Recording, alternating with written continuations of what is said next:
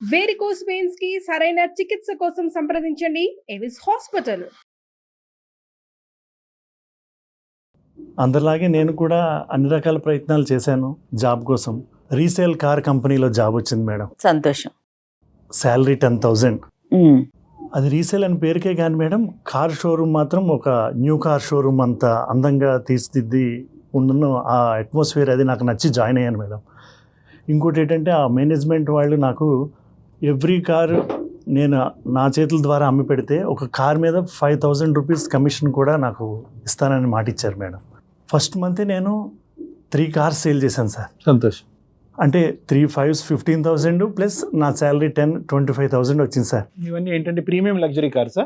బాగా లగ్జరీ ఉన్నవి తక్కువ ఉంటాయి, ఎక్కువగా మిడిల్ క్లాస్ వాళ్ళవి ఉన్నాయి. 1 by 1 నేను ఎక్కువగా సేల్ చేయడం, నా కమిషన్ పెరగడం కూడా జరుగుతుంది. సంతోషం. ఆ వచ్చిన డబ్బులతో నేను చక్కగా నా కొలీగ్స్ ఒక 50 మెంబర్స్ వరకు ఉంటారండి ఆ షోరూంలో, మొత్తం బాయ్ నుంచి మొత్తం అందరు కూడా వాళ్ళకి స్వీట్స్ అవి పంచడం అవి చేయడం జరిగింది సార్. కానీ కొంతమంది వ్యక్తులు మాత్రం వాళ్ళు మనస్ఫూర్తిగా తీసుకుంటున్నట్టు నాకు అనిపించట్లేదు సార్. ఉంటారులేండి, ఆ జాతి ఉంటూనే ఉంటుంది. అయితే అయినా సరే నేను నా దృష్టి మాత్రం నా కెరియర్ మీద పెట్టాను సార్.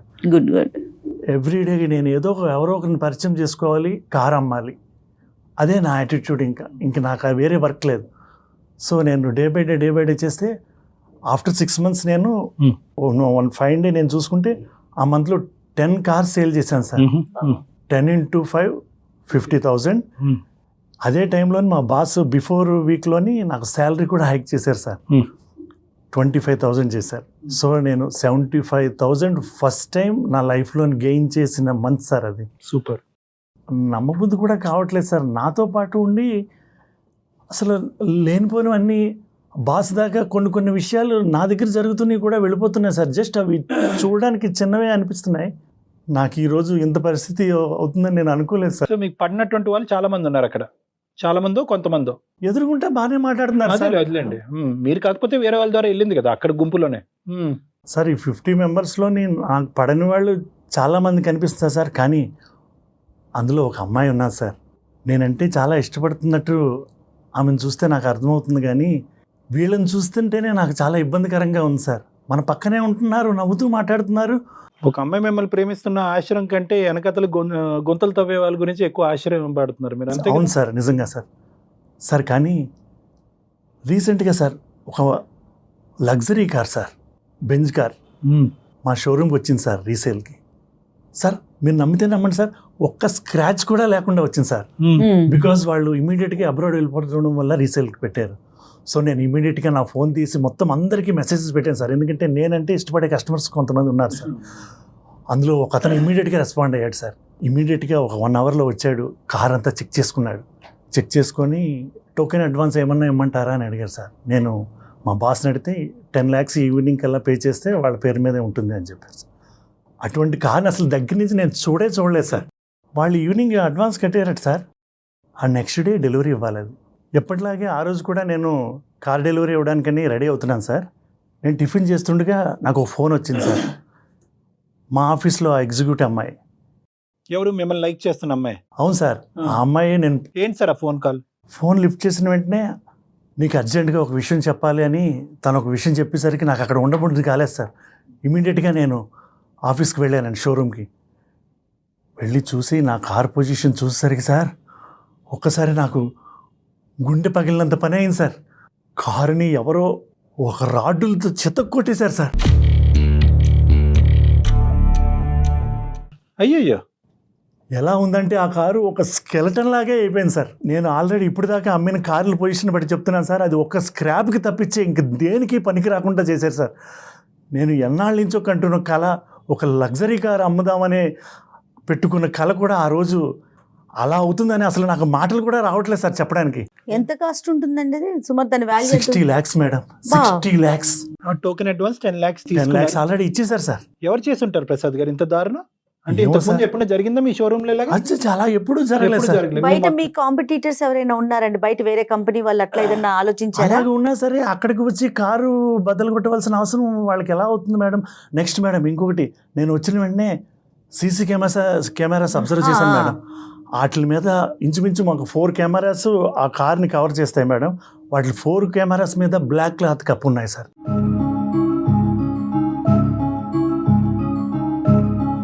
ప్రసాద్ గారు, ఇప్పుడు కెమెరాస్ మీద క్లాత్ వేసిందన్నారు. ఎవరి మీద అనుమానం ఉందా? ఇప్పుడు కాంపిటీటర్స్ వచ్చే అవకాశం లేదంటున్నారు. అవును మేడం.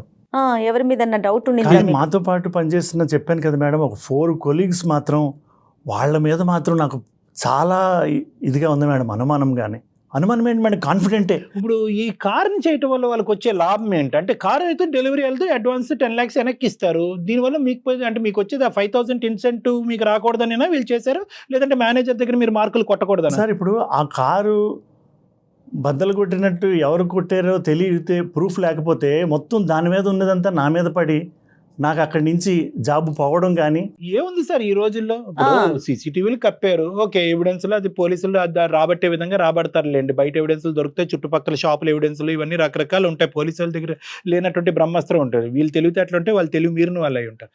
కానీ ఇన్సూరెన్స్ ఆబ్వియస్లీ ఇలాంటి కార్స్ కి ఇన్సూరెన్స్ సార్ ఇన్సూరెన్స్ ఆ థాట్ కూడా నాకు వచ్చింది సార్. ఇన్సూరెన్స్ మీకు ప్రూఫ్ ఉండాలి కదా సార్, ఏదైనా యాక్సిడెంట్ అయితేనే కదా ఇన్సూరెన్స్ వాళ్ళు ఇస్తారు.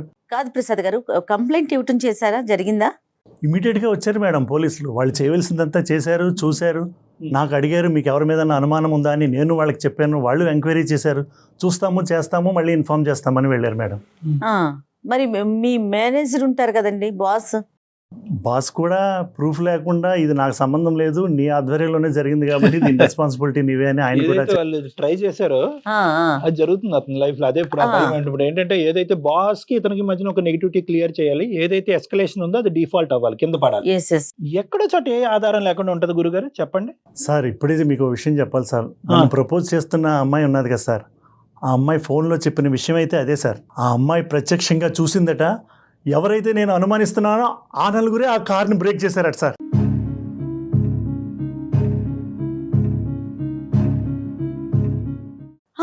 చూసింది మేడం, చూసి కానీ ఒక విషయం చెప్పింది సార్, ఇది మాత్రం నేను బయటకి చెప్పను, విట్నెస్ చెప్పను, అలా చెప్పినట్టయితే నేను సూసైడ్ చేసుకుంటానని చెప్పింది సార్.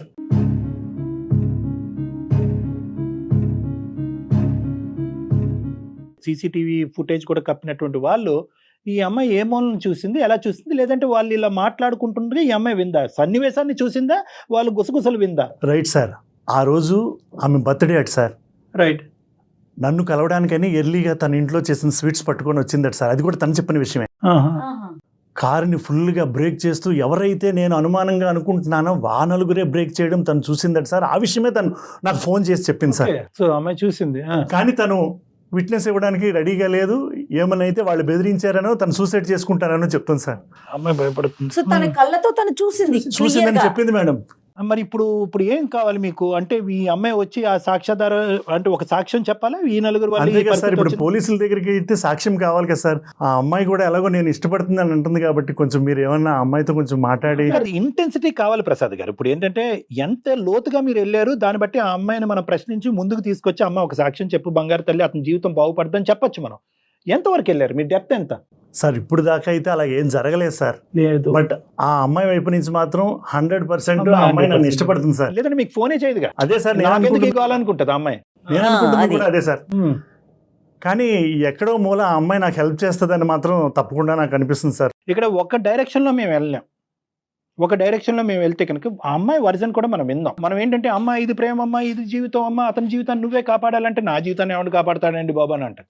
సో ఇక్కడ ఏంటంటే నేను ఎందుకు ఇదంతా అమ్మాయితో ఫోన్ మాట్లాడే ముందు ఏంటంటే ఎన్ని జీవితాలు కాపాడి ఎన్ని కథలకి ఒక సుఖాంతమైనటువంటి కథను మేము ఇచ్చినా కూడా, ఒక ఎండింగ్ ఇచ్చినా కూడా మేము ఎప్పుడు కూడా బయలాటరల్గా ఓన్లీ ఇక్కడికి వచ్చి కూర్చున్నటువంటి బాధితుడి పాయింట్ ఆఫ్ వ్యూలోనే మేము ఆలోచించాం. అటువైపు మాట్లాడేటటువంటి వ్యక్తిని కూడా ఆవిడ కూడా విక్టిమా, ఆవిడ కూడా బాధితురాలు అనేటటువంటి అంశంతోనే ముందుకెళ్ళటం వల్ల ఈరోజు ఈ అందమైన జీవితం అనే కార్యక్రమం అంత సక్సెస్ఫుల్ అయ్యింది. ఎంతో మందికి జీవితాలకి మేము ప్రాణాలు పోసిన వాళ్ళం అయ్యాం. సో కాబట్టి ఏంటంటే we will try our best. ఆ అమ్మాయి వర్జన్ మనం విందాం, దాన్ని బట్టి మీకు సొల్యూషన్ దొరుకుతుందో చూద్దాం. ప్రసాద్ గారు కాల్ చేస్తారు ఒకసారి. చేస్తాను మేడం, నేను కూడా మీకు అదే చెప్తున్నాను. ఎందుకంటే తన వెర్షన్ కూడా మీరు వింటే మీకు కూడా ఒక ఐడెంటిఫికేషన్ వస్తుంది మేడం.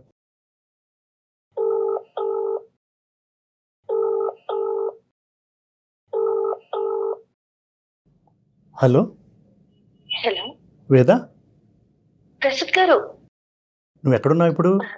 ఆఫీస్ లో ఉన్నానండి. ఇంకెవరైనా వచ్చారా? పోలీసులు అని ఎవరన్నా వచ్చారండి. వచ్చి చూసి ఎంక్వైరీ చేసి వెళ్తూ ఉన్నారు. మీరు ఆఫీస్కి రాలేదండి? ఈ కార్ టెన్షన్లో ఉన్నాను వేద. ఇప్పుడైనా నేను రిక్వెస్ట్ చేస్తున్నాను, నువ్వు ఒకసారి నాకు ఈ ప్రాబ్లం నుంచి బయటపడే మార్గం ఏమన్నా చెప్పొచ్చు కదా. ప్రసాద్ గారు ఒక 2 minutes అండి, నేను ఆఫీస్ లో ఉన్నాను. ఓకే, ఓకే, కొంచెం ఓకే. పైకి వచ్చి మాట్లాడతాను. Okay, okay. టెర్రస్ పైకి వెళ్తాను. ఒక 2 minutes.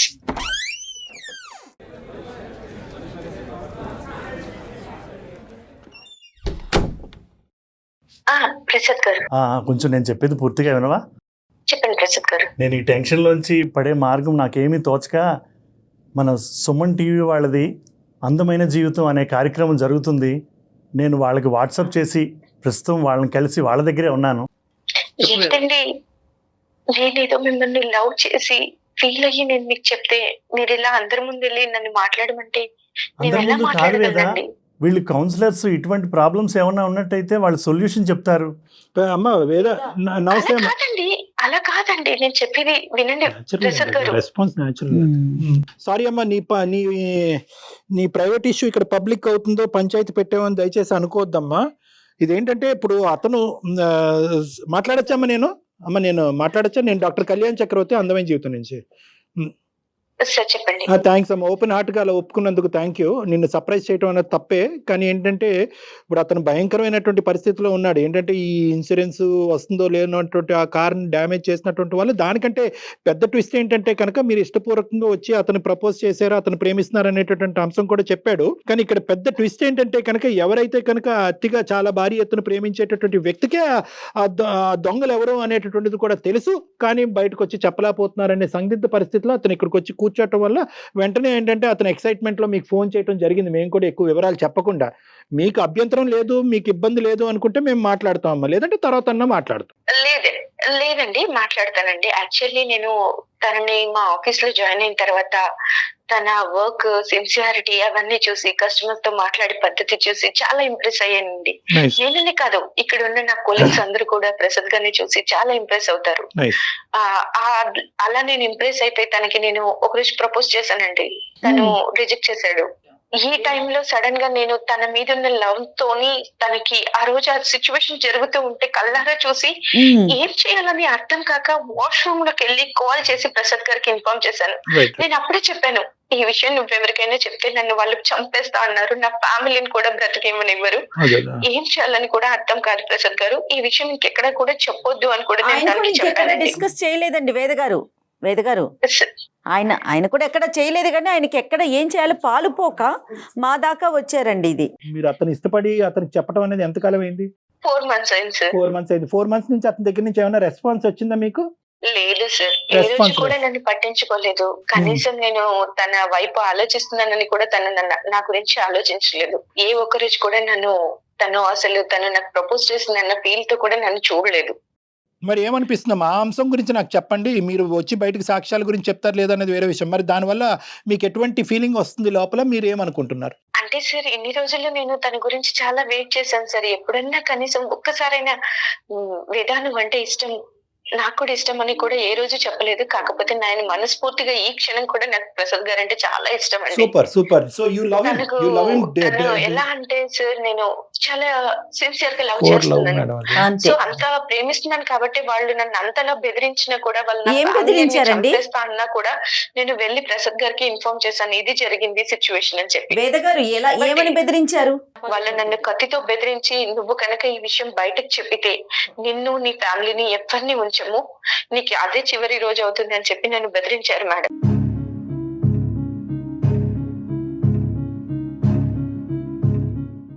నువ్వు ఆ రోజు చూసింది నాకే ఎందుకు చెప్పాలనిపించింది చెప్పు నీకు? అంటే నేను మిమ్మల్ని ఇష్టపడ్డాను కాబట్టి మీకే చెప్పాలి. మరి అంత ఇష్టపడిన వ్యక్తి సమస్యలో ఉన్నప్పుడు కనీసం ఆ సమస్యలో నుంచి చిన్న హెల్ప్ చేయాలని నీకు అనిపించట్లేదా? ప్రసాద్ గారు, దట్ ఈస్ అబ్సల్యూట్లీ రాంగ్ అండి. ఇది కరెక్ట్ కాదండి. ఈ బార్గెనింగ్, ఈ బిజినెస్ చేయొద్దు మనం. ఏంటి ప్రేమించింది ఆ అమ్మాయి, ప్రేమించినందుకు మీరేం చేశారు? 4 నెలలు బట్టి మీరు నానబెట్టి ఉంచారు. ఓకే, మీరు ఎంత ప్రేమించుకున్నా కూడా, ఎంత ఒకరికొకరికి ఇచ్చుకున్నా కూడా, ఈ రోజు ఆ అమ్మాయి ప్రాణాన్ని పణంగా పెట్టుకుని ఇప్పుడు బయటకు వచ్చి సాక్ష్యాధారం చెప్తే కనుక అక్కడే కత్తి చూపెట్టిన వాళ్ళు వాళ్ళు రేపొద్దున బయట పడవరా గన్నుతో కాల్చరా? మిమ్మల్ని ప్రేమించానని చెప్పినందుకు నువ్వు సాక్ష్యం చెప్పండి, అది ఎంతవరకు కరెక్ట్ ప్రసాద్ గారు? మీ 60 లక్షల కారు నేను తక్కువ చేయట్లేదు, అది మీ ఉద్యోగం, మీ కష్టానికి సంబంధించినటువంటి ప్రతిఫలం నేను అనిపిస్తుంది. కానీ ఏంటంటే మీ నలుగురు శత్రువుల్ని ఈ రోజు ఆ అమ్మాయి తన శత్రువుల కింద తయారు చేసుకోవటం అనేటువంటిది ఎంతవరకు సబబు? కేవలం ప్రేమించింది అనేటటువంటి. ఈ రోజు మీరు ఇక్కడ కూర్చున్నారు ప్రసాద్ గారు, ఆ అమ్మాయి మీరు ప్రపోజ్ చేయనటువంటి అమ్మాయి అయితే కనుక మీరు ఈ రోజు ఇక్కడ కూర్చుని ఉండేవారా? 4 నెలలు బట్టి గాఢంగా ప్రేమిస్తున్న ఆ అమ్మాయి ప్రతి క్షణం మీ వైపు కళ్ళ పెట్టి చూపెడుతుంది. ఆ అమ్మాయి ఇండికేషన్స్ అన్ని కూడా మీరు కొట్టిపారేస్తున్నారు. ఆ అమ్మాయికి ఒక సమాధానం చెప్పలేకపోతున్నారు. మీరు ఆ అమ్మాయి ఇచ్చినటువంటి ఆ ప్రేమ, ఆ గుండె ధైర్యం వల్ల ఈ రోజు మీరు ఇక్కడ కూర్చున్నారు. మిమ్మల్ని మీ మీద నేను కఠినంగా మాట్లాడుతున్నాను అనకండి. నన్ను హెల్ప్ చేయి వేదా అని మీరు ఇలా అడగండి. That's not a problem. ఇప్పుడు నన్ను ప్రేమిస్తున్నావా లేదా? ఎస్, నువ్వు నన్ను ప్రేమిస్తున్నావు కాబట్టి ఈ రోజు నువ్వు బయటకు వచ్చి నా తరపున మాట్లాడు అంటే కనుక that is called as a business. ఇంకా అది ఇప్పుడు నువ్వు బయటకు వచ్చి చెప్పేవే అనుకో, పిచ్చి ప్రశ్న నేను అడుగుతుంది కానీ అడగడానికి తప్పదు. వచ్చి చెప్తే ఏమవుతుందమ్మా? ఏం జరుగుతుంది? నిజంగా వాళ్ళు అన్నంత పని చేస్తారా? నా ఫ్యామిలీని నన్ను చంపేస్తానని బెదిరించారు సార్ వాళ్ళు ఎంత ప్లాన్గా వచ్చారు చూసారా? రెక్కి నిర్వహించి ఎన్ని కెమెరాలు ఉందో చూసుకుని వాటి మీద నల్లగొడ్డలు కప్పాలి, ఎవరు చూడనటువంటి సమయంలో రావటం. ఓకే కళ్యాణ్ గారు, మన చుట్టూ ఒక యంత్రాంగం లేదంటారా? చెప్పండి. ఇప్పుడు వాళ్ళు ఇష్టం వచ్చినట్టు కెమెరాస్ మూసేసి కనిపించిన వాళ్ళని బెదిరించేసి మేము చంపేస్తామనేసి అంటే మనం పోలీసుల హెల్ప్ తీసుకోలేమా? మన దాకా వచ్చారు కాబట్టి. మేడం తర్వాత నా పరిస్థితి మేడం, నాకు జాబ్ ఉంటుందా మేడం? నా ఫ్యామిలీని అంతా నేను ఎలా లీడ్ చేసుకోవాలండి? ఎందుకు మేము ప్రత్యేకంగా దీన్ని సెలెక్ట్ చేసుకున్నాము అంటే కనుక ఈ పర్టికులర్ అంశం ఒకటి, ప్రసాద్ది కూడా చాలా సందిగ్ధమైనటువంటి పరిస్థితి, మీది కూడా చాలా భయంకరమైనటువంటి క్లిష్టమైనటువంటి పరిస్థితి. ఈ 2 అంశాలు ఇక్కడ ప్రధానంగా ముడిపడినాయి. ఎవరిది ఎక్కువ ఎవరిది తక్కువ అనేటటువంటి అంచనా వేయటం గురించి మేము లేదు. సానుకూలంగా ఇద్దరికి ఇబ్బంది లేకుండా ఒక కంక్లూజన్ తీసుకొద్దామని చెప్పి ఇప్పుడు ఇంత కష్టపడి ఇంత దూరం వచ్చి ఇక్కడ కూర్చుని తన బాధను విలపించుకున్నటువంటి ప్రసాద్కి మేము ఒట్టి చేత్తో పంపించేటటువంటి ఉద్దేశం కాదు. కానీ అట్ ద సేమ్ టైం నీకు ప్రాబ్లం లేకుండా నువ్వు ముందుకొచ్చి ఏమైనా చేయగలవా అనేటటువంటి ఆలోచన, దాని గురించి ఒక్క నిమిషం మనం ఆలోచించుకుని మేము నీకు ఏదైనా ఒక పరిష్కారం చెప్తే కనుక అమ్మ ఈ విధంగా చెయ్యమ్మా, అప్పుడు నువ్వు స్మూత్గా ముందుకెళ్ళొచ్చు, అతనికి హ్యాపీగా అవుతాడు అని చెప్పడానికి మేము చెప్పే ముందు అసలు నువ్వు ఎంతవరకు ముందుకు రావడానికి రెడీగా ఉన్నావు అన్నది నువ్వు మాకు చెప్పాలమ్మా. కాదు వేద, మీరు కొంచెం ధైర్యం చేసి ముందుకొచ్చి మీరు ఒక్క మాట చెప్పారంటే అతని జీవితం, అతని లైఫ్ నిలబడుతుందండి. ఒక్కసారి ఆలోచించండి మేడం. చెప్పండి. నేను ముందుకొచ్చి తన జీవితం నిలబడుతుంది అని చెప్పారు. మరి నా జీవితం గురించి తను ఎన్ని రోజులు ఆలోచించలేదు కదా మేడం. ఇది ఎక్కడ న్యాయం మేడం?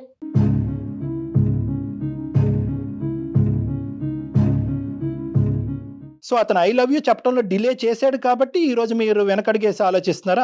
అలా తిరిగిపోతుంది కదంతా కూడా. అంటే సార్ నేను ప్రాణంగా ప్రేమించాను అని ఇన్ని రోజుల నుంచి చెప్తే ఏ ఒక్క రోజు కూడా నన్ను పట్టించుకోలేదు సార్. నువ్వు ప్రేమ గురించి మాట్లాడుతున్నావా? ఒక బాధితుడి స్థానంలో ఉండేటటువంటి మనిషికి హెల్ప్ చేయటం చేయకపోవటం గురించి మాట్లాడుతున్నాం. ఈ రెండిట్లకి ఎందుకు ముడి పెడుతున్నారు మీరు? నేను ప్రేమించాను కాబట్టి హెల్ప్ చేయడానికి ముందుకు వస్తానంటున్నాను సార్. నా పరిస్థితి ఏంటి అని ఆలోచిస్తున్నాను. ఆ హెల్ప్ చివరి వరకు వెళ్ళాలి. నిజంగా నువ్వు ప్రేమించుకోవటం గురించి హెల్ప్ చేయాలి. ఏమంటే ఆ 4 పేర్లు అతను చెప్పానంటే అతను సావేదో అతను సావమన్నాడు అంటే కనుక నువ్వేం చిన్నపిల్లవు కాదు. నువ్వు అక్కడ ఉన్నటువంటి ఏకైక సాక్ష్యాధారం నువ్వైనప్పుడు నిజంగా నువ్వు అక్కడి వరకు వెళ్ళింది, చివరి వరకు వెళ్ళి ఆ 4 పేర్లు పోలీస్ స్టేషన్లో చెప్పాలి. పోలీసులని నాకు ప్రొటెక్షన్ ఇవ్వండి, అతనికి ఎంత అయితే రిస్క్ ఉందో నాకు అంతే రిస్క్ ఉందని చెప్పి వాళ్ళని శిక్షించేటటువంటి పరిస్థితి వరకు తీసుకెళ్ళాలి. మీరు ఇప్పుడు అలా మాట్లాడట్లేదు మేడం. మీరు వచ్చి ముందుకు వచ్చి చెప్పమంటున్నారు, నేను దానికి రెడీయే. మరి 4 నెలల వరకు నా ప్రేమను ఎందుకు నాంచాడో ఆ మహానుభావుని అడగండి అని మీరు చెప్తున్నారు. అసలు దానికి దీనికి ముడేంటమ్మా? ఈ రోజు ఏంటంటే మీరు అతన్ని ప్రేమిస్తున్నారు, అతను మిమ్మల్ని ప్రేమిస్తున్నారా లేదా అనేటటువంటిది agenda number 2, not agenda number 1. Exactly. Agenda number 1 ఏంటంటే మీ కళ్ళెదురుగుంటా మీరు ఇష్టపడినటువంటి వ్యక్తి, చిన్న వయసు నుంచి ఎంత కష్టపడి ఈ స్థాయి వరకు వచ్చినటువంటి ఒక వ్యక్తి, సిన్సియర్గా ఆనెస్ట్గా కష్టపడినటువంటి వ్యక్తి, తన కష్టాన్ని నమ్ముకుని కష్టపడినటువంటి వ్యక్తినికి 4 దొంగలు మోసం చేసి అతనికి వెన్నుపోటు చేసేటటువంటి ప్రయత్నం చేసినప్పుడు ఒక మానవత్వ హృదయంతో మీ కడుపు రగిలిపోయి పోలీస్ ప్రొటెక్షన్ మీకు తీసుకుంటూ అతన్ని కాపాడేటటువంటి ప్రయత్నం చేద్దామా లేదా? అది చెప్పండి. అంతే. చాలా కరెక్ట్గా అడిగారండి, సూటిగా. అంతే. ఇంకా సరే సార్, నా ప్రాణాలకు తెగించి నా ఫ్యామిలీని కూడా పక్కన పెట్టి నేను ప్రసాద్ గారి కోసం వచ్చి నిజం చెప్తాను సార్. అమ్మ ఇప్పుడు సమయం సందర్భం వచ్చింది కాబట్టి నేను ఒక మాట చెప్తాను. నీ ప్రాణాలకి మా ప్రాణాలు మీడియా పరంగా మేము హెల్ప్ చేస్తాం, మేము అడ్డుగా నిలబడతాము. జయ గారు ఉన్నారు, మాకుండే పేరు పలుకుబడి మాకుండే ఇన్ఫ్లుయెన్స్ మాకు ఉంది, మేము మాట్లాడతాము. పోలీసులు అనేటటువంటి వాళ్ళు ఉన్నారు. వాళ్ళు ఏంటంటే అతని ప్రాణాలు మీ ప్రాణాలు కాపాడటానికి ఎవరు రెడీగా ఉంటారు. ఇక 2 ఇష్యూస్ అమ్మ. ఒకటి ఏంటంటే కనుక మీరిద్దరూ ప్రేమించుకుంటారా, తర్వాత మీరు కలిసి ప్రయాణం చేస్తారా, విడిపోతారా, ఏమనుకుంటారా అనేటటువంటిది అది మీ ఇష్టానికి వదిలేస్తారు. Next అది answer. ఆ ఎజెండా అనేది ఈ రోజు మనం ఇక్కడ పబ్లిక్ గా డిస్కస్ చేయవలసినటువంటి అవసరం లేదు. ఎందుకంటే ప్రేమ అనేటటువంటిది ఇద్దరిలోని ఆవిర్భవించవలసినటువంటి అవసరం ఉంది. అతని కెరియర్ మీద కాన్సన్ట్రేట్ చేస్తున్నాడు. ఇప్పుడు మెంటలీ ఆ అంశంలో డిస్టర్బ్ అవ్వాలి అని అనుకోవట్లేదు. ఇక్కడ ఏంటంటే ఇక్కడ ఒక మనిషి ఉద్యోగాన్ని తీసి పక్కన పెట్టండి అమ్మా. ఈ ఉద్యోగం కాపాడతారా, అతను కాపాడతారని. వీళ్ళు ఎవరైతే ఉన్నారో రేపొద్దున ప్రసాద్కు చేయొచ్చు, ఎక్స్కు చేయొచ్చు, వైకి చేయొచ్చు. ఎస్ ఈ ఎక్స్ వైకి చేసేటటువంటి క్రమంలో ఎవరో బయట వ్యక్తి చూస్తే కనుక అదే వాళ్ళ మీద కూడా కత్తో కటారో పట్టుకుని వెళ్ళి వాళ్ళ మీద కూడా దాడి చేసేటటువంటి అవకాశం ఉంది. ఇక్కడ ఇటువంటి క్రిమినల్స్ని పట్టివ్వటం అనేటటువంటి బాధ్యత మీకెంతుందో మాకు కూడా అంతే ఉంది. కాబట్టి ఈరోజు మీకు పూర్తి స్థాయి సపోర్ట్ చేయడానికి మేము రెడీగా ఉన్నాం. ఎగ్జాక్ట్లీ. అంత కదమ్మా. సమాజంలో ఇలాంటి వ్యక్తులు ఉన్నంతసేపు ఒక మనిషికి ఎదగటానికే భయం వేస్తుంది, ఒక మనిషి ప్రేమించడానికి భయం వేస్తుంది, ఒక మనిషి బయటకు వచ్చి నిజం చెప్పడానికి భయం వేస్తుంది. కాబట్టి మనం అందరం పిరికి బంధంలాగా నెత్తి మీద గొడ్డలు వేసుకుని కూర్చోవద్దు మనం. కాబట్టి ఈరోజు ఒక బంగారమైనటువంటి అవకాశం వచ్చింది. ఏంటి ఆ బంగారం అవకాశం అంటే, ఈరోజు ప్రసాద్ నువ్వు ఎందుకు వచ్చి పబ్లిక్ చేస్తున్నావు, మన ఇద్దరు 4 గోళ్ల మధ్య మాట్లాడుకోవచ్చు అంటే 4 గోళ్ల మధ్య తెగేది కాదమ్మా. ప్రసాద్ ఇలా ఈరోజు ఇక్కడ చెప్పడం వల్ల అందమైన జీవితం సుమన్ టీవీ ప్రసాద్ తరపునే కాదు నీ తరపున కూడా ముందుకు నిలబడి ప్రయాణం చేయడానికి రెడీగా ఉంది అనేటటువంటి దానికి ఈరోజు ఈ కార్యక్రమం ఉపయోగపడింది. అర్థమవుతుంది కదమ్మా. Yes sir. సో నువ్వు పూర్తిగా ధైర్యంతో రా. మీ లొకేషన్, మీ ప్లేస్, మీ ఫోన్ నెంబర్ మొత్తం వివరాలు జయ మేడం గారికి ఇవ్వండి. మేమంతా నీతో పాటు జర్నీ చేసి ఇది అంతా కూడా ఒక మంచి కంక్లూజన్ వచ్చేంత వరకు మేము సపోర్ట్ చేస్తాం. మీకు ఫర్దర్ గా ఎలాంటి ఇబ్బంది లేకుండా ఇప్పుడు ఇదివరకు లాగా అంత బహిర్గతం చేయట్లేదండి. పోలీసు యంత్రం కూడా ఏది గోప్యంగా ఉంచాలో అది గోప్యంగా ఉంచటం, అంటే చెప్పిన వాళ్ళని కూడా బయటకు తీసుకొచ్చేసి మీ ఫేసులు చూపించేసి అట్లాంటి కార్యక్రమాలు ఏం జరగట్లేదండి. ధైర్యంగా ముందుకు రావాల్సిన సిచ్యువేషన్ ఇది మనమందరం కూడా. ప్రసాద్ గారు. వేద చాలా థ్యాంక్స్ వేద. ఐ లవ్ యూ వేద. అమ్మా థ్యాంక్ గాడ్. అమ్మా ఈ లవ్ యూ ఎన్ని రోజులు వెయిట్ చేసింది ఇప్పుడు చెప్తున్నారు ప్రసాద్ గారు. ప్లీజ్ వేద ప్లీజ్. నేను చాలా ఎక్సైట్గా ఫీల్ అవుతున్నాను. నిజంగా నా సమస్య నుంచి సార్తో పాటు నువ్వు కూడా నన్ను బయటికి తీసుకొస్తున్నందుకు నాకు చాలా ఆనందంగా ఉంది. ఐ లవ్ యూ వేద. I love you. Thank you Prasad గారు. అమ్మా అతను ఎంత సిన్సియర్ గా జెన్యున్ గా చెప్తున్నాడు అనేది మా కళ్ళతో మేము చూస్తున్నాం అమ్మా. నువ్వు ఏది కూడా ఇది నేను చెప్తాను అని ఒప్పుకున్నందుకు ప్రసాద్ గారు ముందుకు వచ్చి నాకు ఐ లవ్ యూ చెప్తున్నాడని దయచేసి మీరు అనుకోవద్దు. అతను ఏంటంటే ఇప్పటి వరకు కెరియర్ ఓరియంటేషన్, బరువు, బాధ్యత, సంపాదన తప్ప ఇంకొక ఆలోచన లేదు. కాబట్టి మీ ప్రేమ కూడా చాలా బలంగా గాఢంగా ఉంటారు. మీరు తొందరలోనే ఒకటవ్వాలి, పెళ్లి చేసుకోవాలి. ఆ పెళ్లికి మేము కూడా పెద్దలుగా రావాలి. Thank you sir. రైట్ వేద, మీరేం కంగారు పడకండి. ఫర్దర్ గా ఏం చేద్దాం అనేది మనం మాట్లాడుకుందాం. Yes ma'am. Thank you ma'am. Thank you so much. Thanks a all lot. The best. God bless both. Right Prasad garu. Thank you Prasad garu. Good luck. ధైర్యంగా ఉండండి. సుమన్ టీవీలో మీ పర్సనల్ అండ్ బిజినెస్ ప్రమోషన్స్ కోసం కింది నెంబర్కి కాంటాక్ట్ చేయండి.